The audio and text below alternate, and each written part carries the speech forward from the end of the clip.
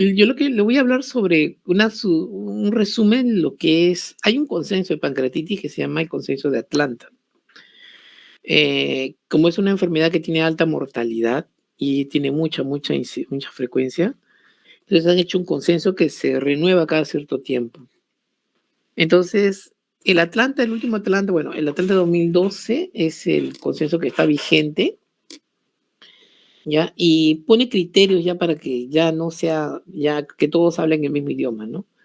Con respecto, por ejemplo, al diagnóstico, el diagnóstico de pancreatitis se logra con 3 criterios: dolor, enzimas pancreáticas y cualquier estudio por imágenes. Requieres 2 de los 3 para hacer diagnóstico. O sea, puede haber pacientes con dolor y enzimas pancreáticas aumentadas y hacen el diagnóstico. Puede haber pacientes con una imagen que sugiere inflamación de páncreas o lesiones pancreáticas y enzimas sin dolor también hacen el diagnóstico. O sea, necesitas 2 de 3. Con respecto al dolor, no es cualquier tipo de dolor. Tiene que ser un dolor característico. Ya ustedes saben, hay 2 tipos de dolor: dolor de víscera sólida y víscera hueca. La víscera hueca es tipo cólico y de víscera sólida es persistente. El páncreas se comporta como víscera sólida, un dolor persistente, en faja, a veces irradiado a la región lumbar.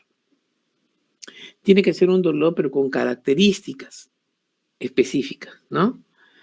Con respecto a enzimas pancreáticas, tenemos la amilasa y la lipasa. Se pueden usar cualquiera de las dos, necesitas 3 veces el valor más alto dependiendo del laboratorio.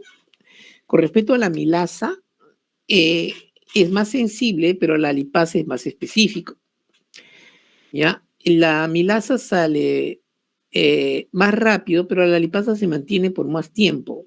O sea, importa mucho el tiempo de enfermedad. Por ejemplo, si el paciente tiene dolor de hoy día, le vas a pedir amilasa. Pero si el dolor te dice que tiene dolor hace una semana, de repente la amilasa ya se está cayendo. Entonces vas a pedir, preferiblemente le vas a pedir lipasa, ¿ya? Eso es importante con respecto al diagnóstico. En la Atlanta también distingue 2 tipos de pancreatitis: edematosa y necrotizante. Nada más, no se vayan a otros diagnósticos, ¿ya? Esos son tipos de pancreatitis. Después van a haber complicaciones, que es otra cosa, ¿ya?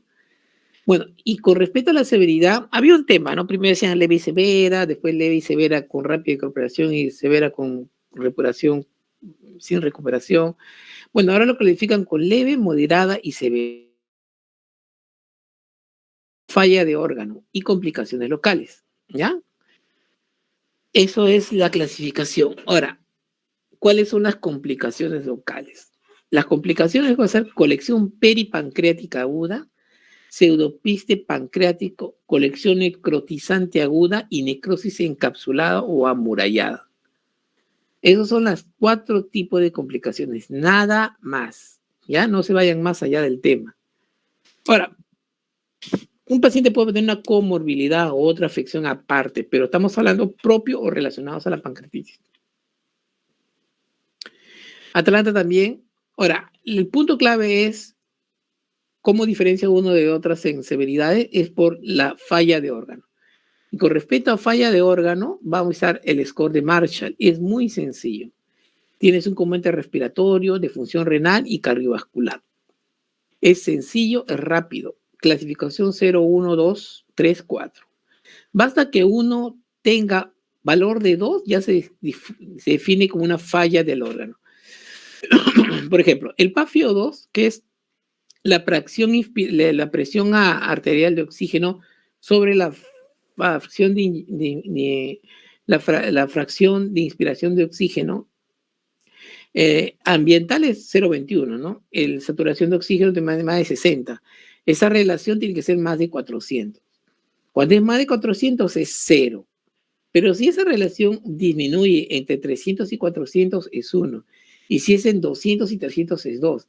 Y si entre 100 y 300 es 3. Y menos de 100, 400.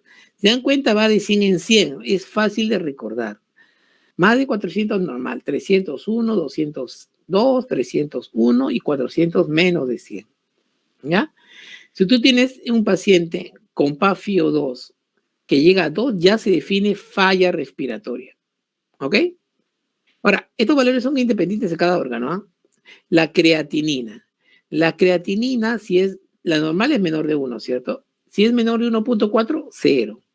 De 1.4 a 1.8, 1. De 1.8 a 3.6, 2. De 3.6 a 4.9, 3. Y más de 4.9, 4. Igual, si tiene este valor ya se define 2. Más de 2 puede tener 3, 4, no interesa. Ya es falla de órgano. Y la parte cardiovascular, ¿cómo lo hay? Con la fracción sistólica, nada más. Si le es más de 90, 0. Menos de 90, pero tú le pones fluidos y responde, 1. Tú le pones fluidos y no responde, es 2. Tú le pones fluido y aparte no responde, y aparte un pH menor de 7, ya es 7.3. Y si el pH es menos de 7.2, es 4. Acá lo único que te interesa para clasificarlo es el valor de 2. Ni siquiera necesitas el AGA. Un paciente con una presión sistólica menos de 90 y que no responde a fluido ya es 2, ya es falla cardiovascular. Es bien sencillo. Entonces, con esto tú puedes clasificar si tiene falla de 1, de 2 o 3 órganos. ¿Ya? Bueno, ahora, con respecto a las complicaciones. La pancreatitis puede ser una serie de complicaciones. La complicación más frecuente es la colección de líquido peripancreático o colección peripancreática aguda. Mira, acá el corte es 4 semanas. ¿Es antes o después de las 4 semanas? En la colección peripancreática, o sea, solo el líquido se da antes de las 4 semanas. El líquido tiene que ser homogéneo, tiene que ser líquido, no tiene que tener pared y tiene que ser solo peripancreática. Así le definen colección peripancreática aguda. Ahora, esto es menos de 4 semanas, ¿ya? Si tiene más de 4 semanas, ¿cómo se define un pseudoquiste? Primero, para definir pseudoquiste tiene que ser más de 4 semanas, ¿ya? Es una pancreatitis intersticial edematosa. Una pancreatitis intersticial edematosa. El líquido tiene que ser homogéneo, pero tiene que tener densidad líquida. Y la diferencia es que tiene que tener paredes. En la anterior no tenía paredes, acá sí. Y esta no es alrededor del páncreas, sino por fuera del páncreas. Es un pseudoquiste pancreático. La otra tipo de complicación es la necrosis aguda. Es una pancreatitis necrotizante. Es menos de las 4 semanas.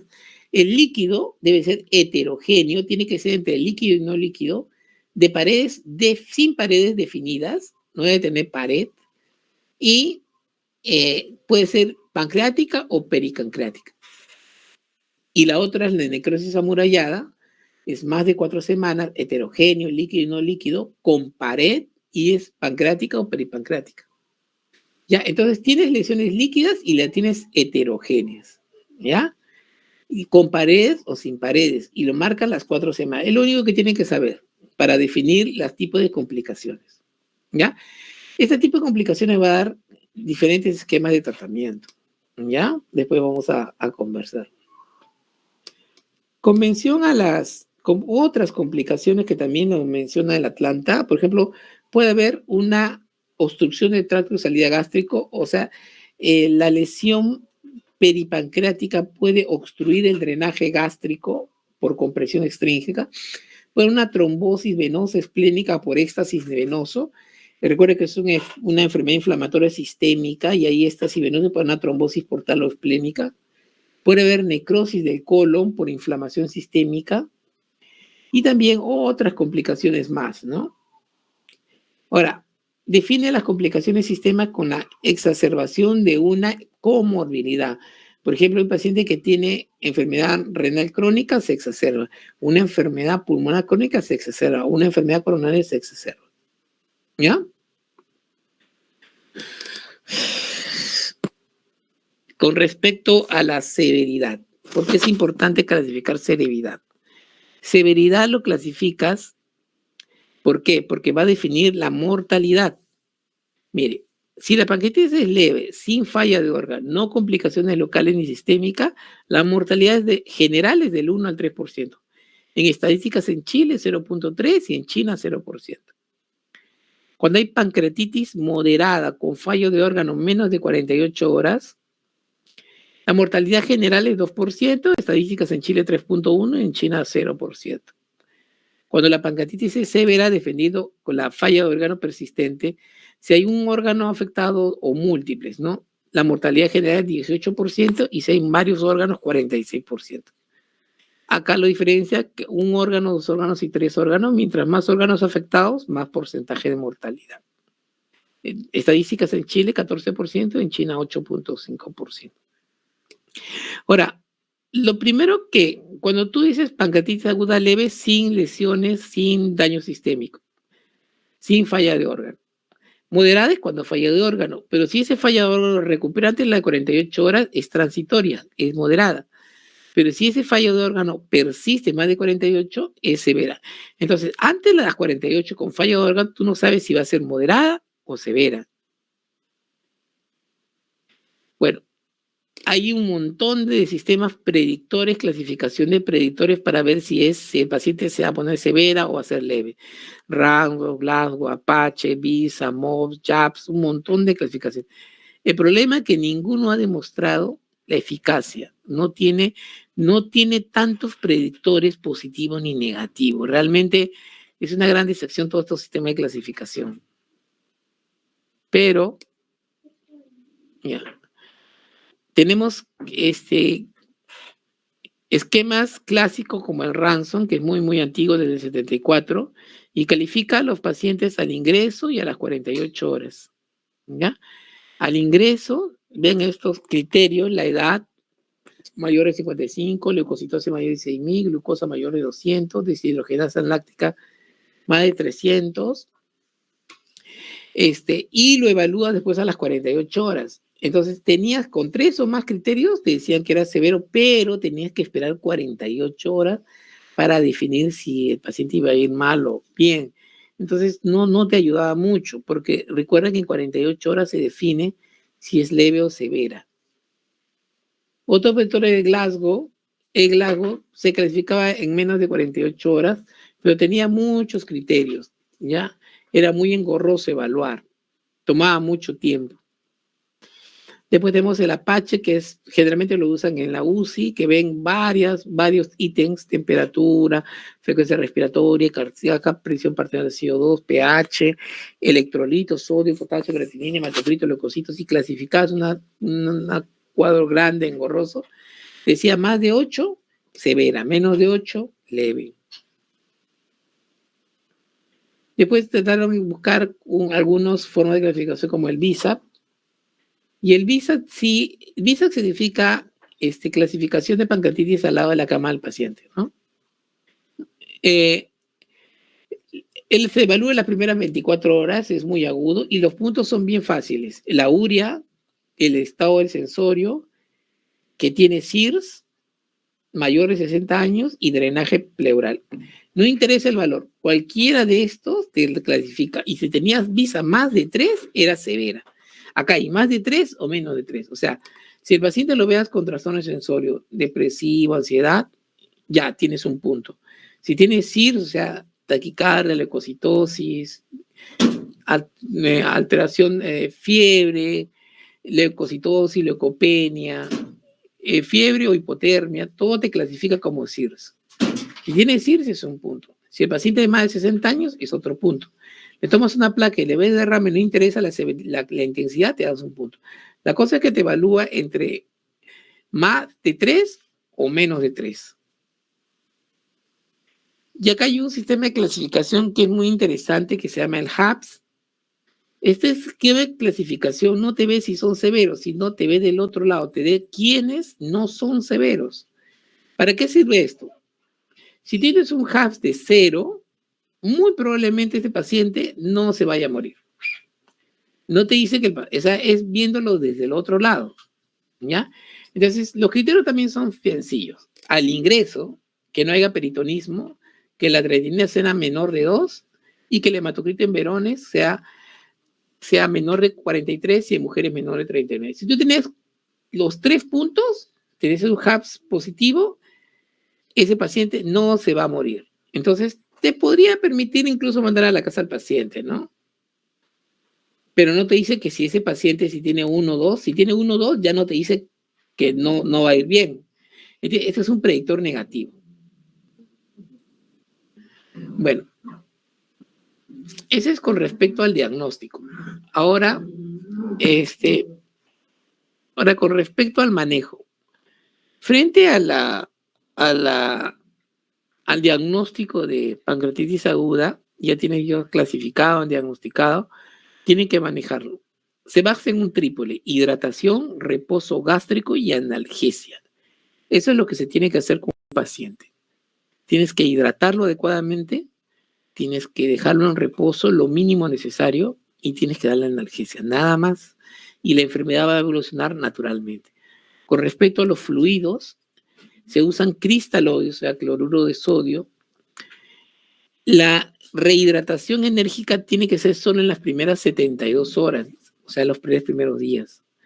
Se da una infusión de 5 a 10 mililitros por kilo por hora, pero tiene un objetivo. La frecuencia cardíaca tiene que ser menos de 120, la presión arterial media tiene que ser entre 60 y 80, tiene que tener un flujo urinario de 0.5 a 1 y el hematocrito tiene que ser menos de 44 con una ureagratinina normal.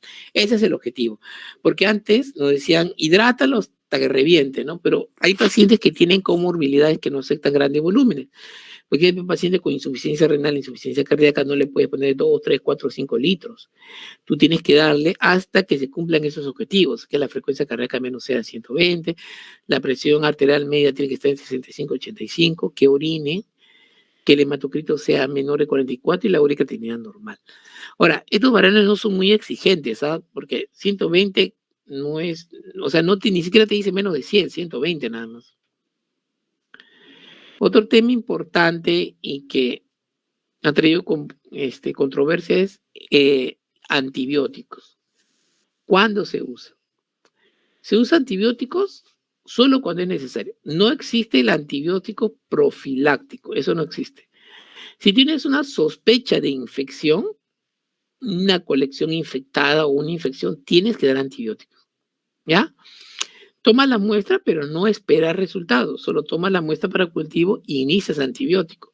El antibiótico es empírico, no vas a esperar a ver el antibiograma porque el paciente se te muere. Antibiótico empírico, un antibiótico que penetre el páncreas y que neutralice bacterias intestinales. Recomienda carbapenems, quinolonas, cefalosporina tercera generación o metronidazol. A la cabeza, carbapenems. ¿Ya? Con respecto al manejo de dolor, utilizamos opioides, pues apetilina, codeína. Se pueden dar AINES, pero tienen que tener cuidado con los antiinflamatorios no esteroideos. Es que ustedes saben que eso produce vasoconstricción de la arteriola aferente, la arteriola renal aferente. Disminuye el flujo renal y eso podría considerar nefrotoxicidad. Y si tú le agregas una noxa más, una noxa renal a un paciente que tiene pancreatitis, lo empeoras todo. O sea, AINES, preferible no usar. Se dice que se puede usar COX-2, si no es de la COX-2, tipo Celecoxib, pero básicamente usamos opioides.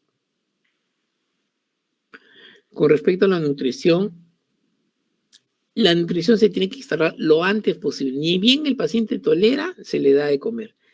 Antes, clásicamente, lo dejábamos sin comer 2, 3 días. Comenzábamos con líquidos, tolerancia, líquidos claros, líquidos más semiclaros, líquidos semilíquidos, que pastosas, semisólidos, sólidos, así, nos llamamos 2, 3 semanas. Eso ya quedó en la historia. Ahora, ni bien el paciente tolere, se le da de comer lo antes posible, por donde sea, por la boca, con sonda nasogástrica, con sonda nasogástrica, por donde tolere. Si tolera por la boca, bien. No tolera por la boca, le pones una sonda nasogástrica. No tolera, pero le metes comida, como sea. Ahora, ¿cuándo no le pones comida? Cuando el paciente vomita, hay peritonismo, hay ilio, obviamente ahí no tendría sentido dar de comer. En ese extremo que el paciente no tolere la dieta, hay que usar nutrición parenteral, pero se recomienda no usar porque se aumenta infecciones y más mortalidad. Ahora, ¿por qué dar de comer? Cuando tú das de comer al paciente, haces primero que el enterocito se nutre y cumple su función, absorbe. Ya, normalmente el enterocito, las células intestinales, están firmemente, estrechamente pegadas, ¿no? Entonces, cuando hay un proceso inflamatorio sistémico y no se nutren, comienzan a disminuir su cantidad y comienzan a haber grietas, microgrietas, y hay la translocación bacteriana, o sea, las bacterias del intestino se pasan a la circulación sistémica y todo el desastre de la sepsis. Hay sobrecrecimiento intestinal bacteriano alto, que es el SIBO, y hay también un incremento de la circulación esplánica, ¿no? Y recuerda que la circulación esplánica da directo al hígado. Por eso hay que meterla en nutrición. Cuando hay pancreatitis aguda necrotizante severa, a veces recomiendan lipasa, ¿no? Lipasa en unidades, sea para suplemento de lipasa, 150.000 unidades por día. Acá tenemos como creón, ¿no? Luego, hay una asociación muy temible con la infección de las vías biliares, es la pancreatitis con colangitis. Cuando hay esta situación y hay colangitis y hay sospecha de obstrucción de la vía biliar, hay que hacer CEPRE, pero solo las primeras 24 horas. Ahora, tiene que ser antes de las 24 horas. Después de las 24 horas todo se complica. ¿Por qué? Porque las enzimas pancreáticas van a lesionar, van a saponificar, van a destruir todo el tejido y la CEPRE puede terminar fácilmente en una perforación y se pone muy, muy mal todo. Entonces, hay que hacer CEPRE antes de las 24 horas. Ahora, tú no tienes evidencia de obstrucción de la vía biliar, pero que tienes criterios fuertes de pancreatitis, sospechas fuertes, podrías esperar hasta 72 horas, pero no más allá. Mira, muchachos, esto es lo que le he querido resumir sobre la planta. O sea, no es una clase teórica, solo los puntos difíciles, los puntos que traen controversia. Vamos a repasar todo de nuevo. ¿Tienen alguna pregunta? Hola. Hola. No, doctor, todo claro. ¿Qué? ¿Han leído el tema? Sí, bueno, estaba leyendo, pero es dentro de los screening, es muy, muy complejo. ¿Cuál decidir, doctor? Hay varios que se presentan. ¿Qué problema? Por ejemplo, o sea, está presentando Apache o varios tipos de screening para iniciar. O sea, puedes coger cualquiera. ¿Ya? Pero lo que no te puedes confiar en ellos porque hay muchas fallas. ¿Ya? El Apache usan los de UCI. El Visa los de... El Ransom y el ya no tienen utilidad porque es muy tarde. O sea, porque necesitas 48 horas para evaluar. Y el paciente se muere en las 48 horas. ¿Ya? Entonces, el Visa, ¿qué es lo que más usan? Pero ya hay eso solo le da como para que lo tengan pero que sepan como cultura, ¿no? Este es muy interesante, el HAPS. El HAPS sería bueno que lo tratan de meter, esto te va a un predictor negativo. Lo evalúas, si el paciente cumple con 3 positivos, o sea, ausencia de peritonismo, creatinina menos de 2 y hematocrito menos de 43 en varones y menos de 31 en mujeres, eso es un predictor negativo. Entonces te va a decir que ese paciente muy probablemente no se muera. Entonces puedes tenerlo en medicinas generales o incluso hasta podrías darle de alta, ¿no? Pero si tiene alguno de estos clasificados, o sea, tiene 1 punto, 2 puntos, o sea, 2 o 1, o sea, cualquiera de estos otros criterios, ya entonces le dice, no, ten cuidado, monitorízalo y reevalúalo. En la UCI generalmente usan el Apache 2, pero es muy, muy engorroso. Necesitas muchos insumos. Necesitas un AGA, necesitas una urecreatinina, necesitas electrolitos, necesitas un hemograma. Y el problema del Apache es que se da en el mismo momento. O sea, las funciones vitales tienen que ser en ese momento tiene que estar tomado el AGA, en ese momento tienen que ser tomados electrolitos, en ese momento la urecreatinina. Porque si tú le tomas un AGA del día siguiente, ese Apache no sirve.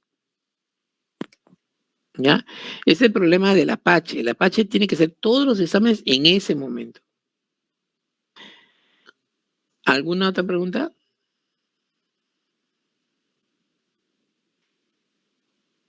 Hola. Muchachos. Chicos. Mira, esto sería bueno que lo consideren mucho, sobre todo el tratamiento, ¿no? Y esto de las complicaciones. es tener bien en claro cuáles son las complicaciones. Las complicaciones son 4 y no se vayan más allá. Esas son las únicas complicaciones. Puede tener otras complicaciones, pero de otras enfermedades. Definir bien, tener los conceptos muy claros. Los criterios están muy sencillos. Y otra cosa que comentarles, esto, el Marshall. El Marshall es importante que lo sepan, es de fácil aprendizaje, no necesitas mucho recurso, no necesitas un AGA realmente. Bueno, para medir la presión parcial de oxígeno, bueno, sí, bueno, pero si tú tienes un paciente con FIO2 alto, ya te va a salir 2, ya. Si tú sacas la cuenta, ¿por qué te para 0,21? Y lo otro importante también que tengan en cuenta en estos conceptos ya aclarados sobre el manejo, ¿no? Sobre cuánto hidratar, cuándo usar antibióticos, cómo manejas el dolor y cómo dar la alimentación.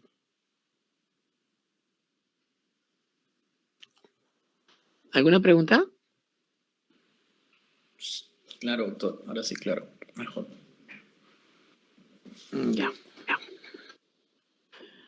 Bueno, listo, muchachos. Bueno, si no hay más preguntas, ya lo dejamos ahí. Cualquier cosita, en todo caso, conversamos mañana, ¿les parece? Sí, doctor. Ya, le voy a compartir esta presentación. Léanlo porque es importante que lo sepa. Y ya mañana comenzamos temprano. Gracias, doctor. Doctor, si nos puede compartir del día de ayer también, doctor, porfa. De la clase. Sí.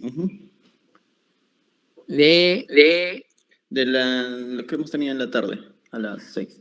ya. Hemorragias digestivas era. Ya listo, lo paso. Ok, cuídense, muchachos. Gracias, doctor. Gracias, doctor.